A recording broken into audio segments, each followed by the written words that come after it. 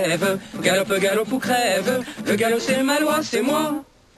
Alors la connivence, pour voir toutes les étymologies, mais à un moment donné c'était la complicité. C'était plutôt négatif. Puis après c'est redevenu positif. C'est une complicité positive. Il y a de la connivence.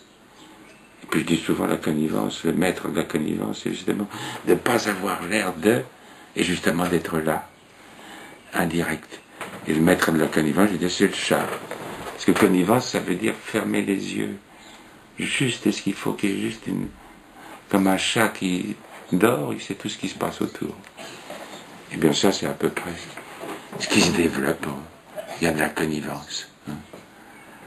Alors, en même temps, on peut dire que c'est la qualification qu'on peut donner de ce qui est en question même dans notre travail, c'est de tenir compte justement de l'ambiance, de la connivence, mais tenir compte d'une chose banale, très banale, de la vie quotidienne.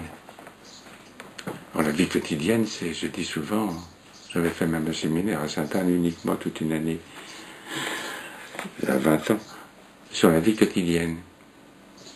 C'est justement ce qui est peut-être le plus difficile. La vie quotidienne, c'est pas massif, hein, c'est pas le temps ponctué. C'est des quantités de nuances qui jouent justement dans les entours. Et comment justement être en prise avec la vie quotidienne. C'est pas simplement, disons, les plateaux à telle heure, la cloche et toute bastringue, et puis le chronomètre. C'est des subtilités qu'on voit parfaitement. Alors là, on pourrait presque dire que la moindre des choses, c'est un témoignage sur la vie quotidienne.